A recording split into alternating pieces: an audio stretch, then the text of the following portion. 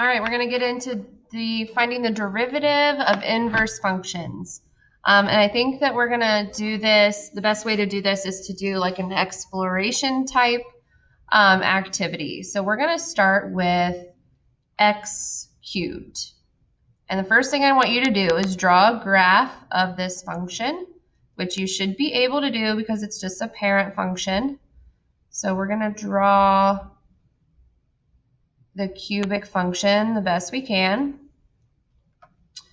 Okay, so when we are looking at this graph, what I want you to do is use your graph to estimate the slope at 2. So I'm just going to pretend like maybe this is 2 here. And I actually do know that 2, 8 is a point on the graph because 2 cubed is 8. So I know that 2, 8 is a point on the graph. And I know to estimate the slope, I need to kind of be looking at like a tangent line. So maybe that's my tangent line. So what could we say about the slope? Well, when we're just looking at a picture, we can't get a real accurate slope estimate or a number, but we could just say something like, you know, I do know the slope is positive because the tangent line is going up.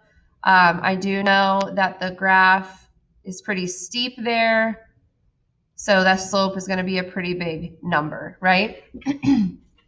So let's also find the exact slope at 2, which we should be able to do this because we already know that to find the slope, you take the derivative.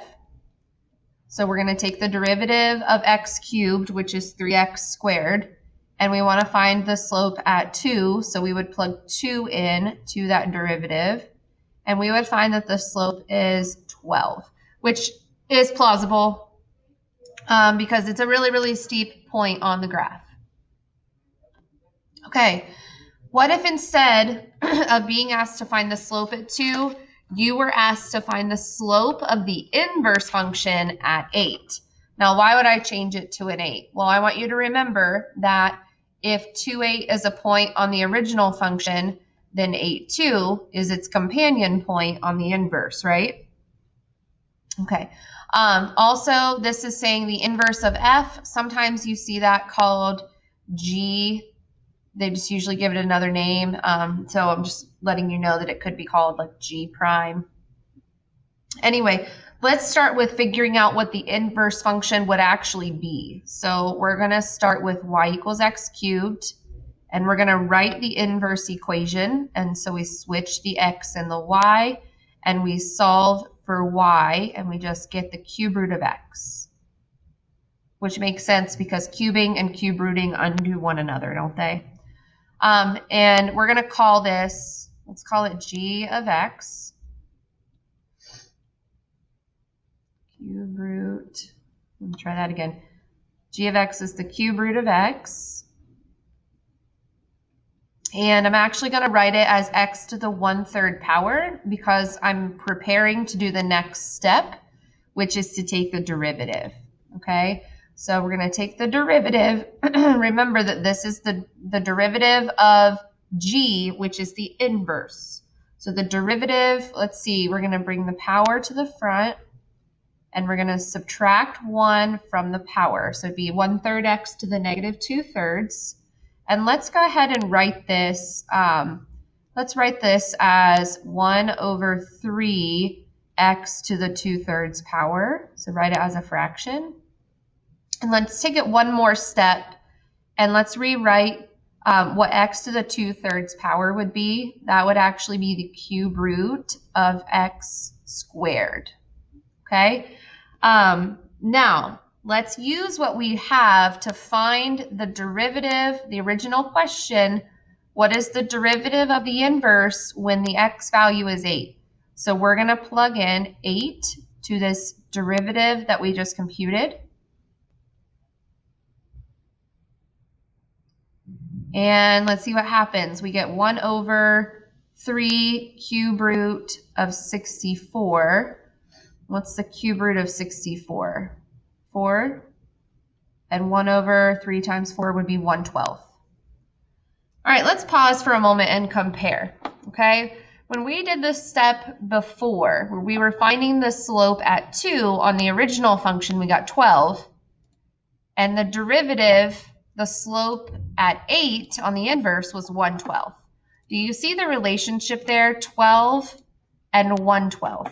There's a comparison or a relationship here with the slopes of the companion points. So remember, 2, 8 is a companion point to 8, 2, and the slope at 2 is 12, and the slope on the inverse at 8 is 1/12. So when we're going to be investigating how to find the derivative of an inverse, we're going to use this relationship between the companion points and the fact that the derivatives are actually just reciprocals of one another. Let's look at a few more things. It would probably be helpful to have a more concrete formula to help you find the derivative of an inverse. So that's our next goal. We're going to go with this statement here. Given f of x and g of x are inverses, determine g prime of x in terms of f prime of x. All right, so I have to have this statement here before I can move forward. F and g are inverses. And if those two things are inverses, then that means we can apply the definition of the inverse. And the definition of the inverse says that when you compose those two functions within one another, you will always get x as an output. For the purpose of this particular demonstration, we're going to actually just ignore this middle section, and we're going to focus here on the fact that one step of the definition of inverse says that f composed with g must equal x. Now, our goal is to come up with a derivative for this. So we're going to take the derivative of this whole thing implicitly, okay? So we're going to take the derivative of this entire equation with respect to x. Derivative with respect to x, okay? So we're going to start, this is actually a mama baby. F is mama, g is baby. So we would start with derivative of mama would be just called f prime. Keep your baby on the inside, times the derivative of the baby, and then the derivative of x is just 1.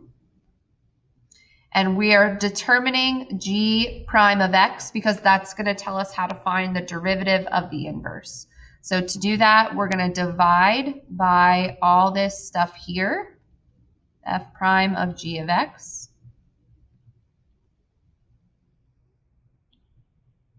And we have a formula, g prime of x is equal to 1 over f prime of g of x. Okay, that is one way that you can define the derivative of an inverse function. And we could also remember that g of x is also the same as saying f inverse. So we could have it written two ways, actually. I'll show you that on the next slide. So here's the formula that we just came up with. Here's also an alternative formula. If you just wanted to call, instead of g, if you wanted to call it the inverse of f, it would just be a simple change in that location.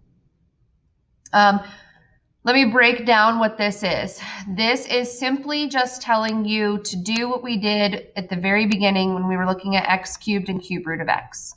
And that is, you're going to find a companion point, and you're going to take the derivative on the original function, and you're going to flip it. So it's essentially what we did, but let's look at a few more examples to walk through, okay? So this one says, let f be a differentiable function such that f of 5 is 20, f of 7 is 5, f prime of 5 is -4, f prime of 7 is -5/2. The function g is differentiable. That just means it has a derivative. And g is equal to the inverse. Okay, so f and g are inverses, okay? It's important to have that statement given. So let's just kind of organize for a second. So let's write down what we know about graph f. We know that there's a point at 520, and we know there's a point at 7.5. Okay? We also know the slope at 5, and we know the slope at 7. Remember, if you know something about graph F, then you also know something about graph G because they have companion points, right? Those points are simply just flipped on graph G. Okay, our job is to find G prime of 5.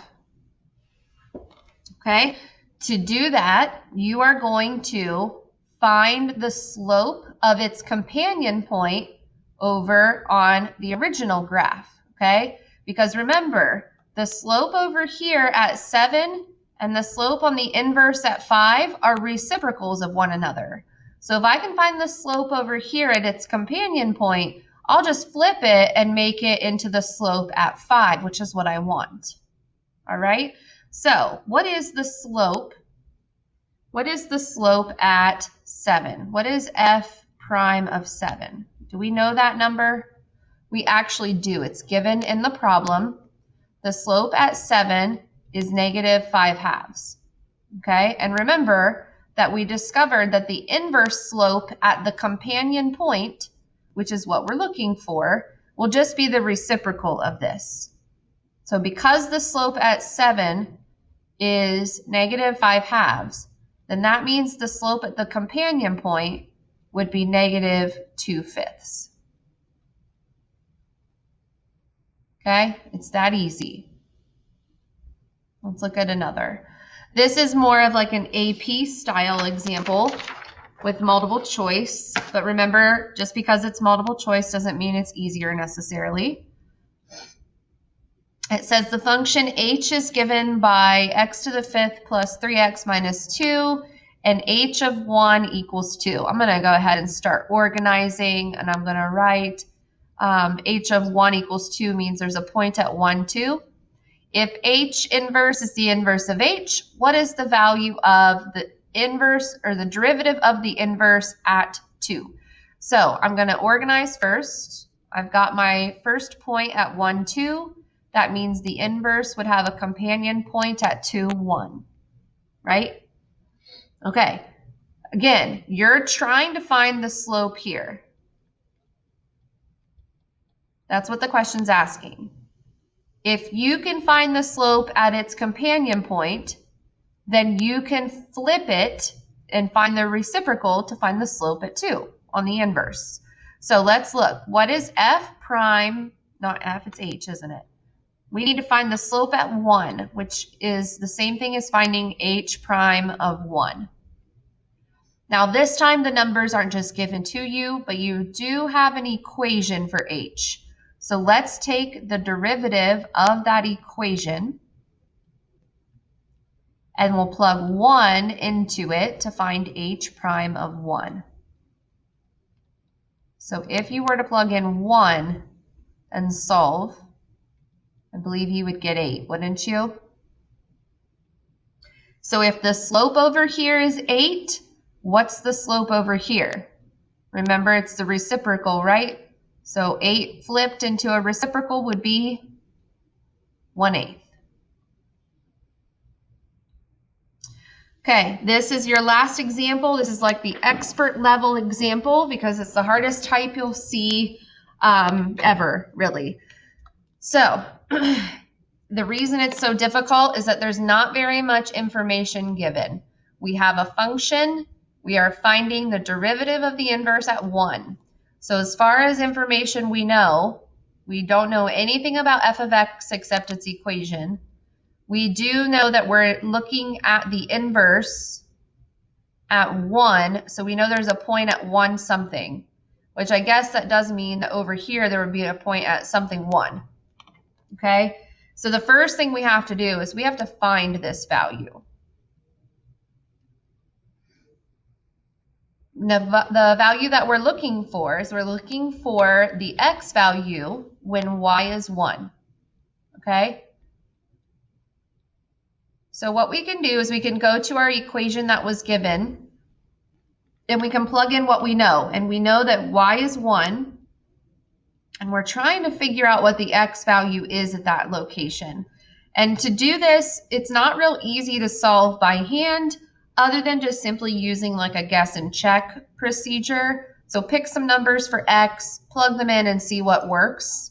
I have already done this and found that 0 works because 2 times 0 would be 0, and cos of 0 is 1. So 0 is going to work here. So 0 would be the x value that we don't know.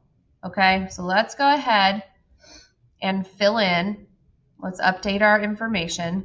So now we know that there's a point at 0, 1, which means that the inverse function has a point at 1, 0. Your job is to find f, the derivative of the inverse, at 1. So you're trying to find the slope here, okay? And in order to do that, you can find the slope at the companion point and then flip it. So we're going to find the slope here,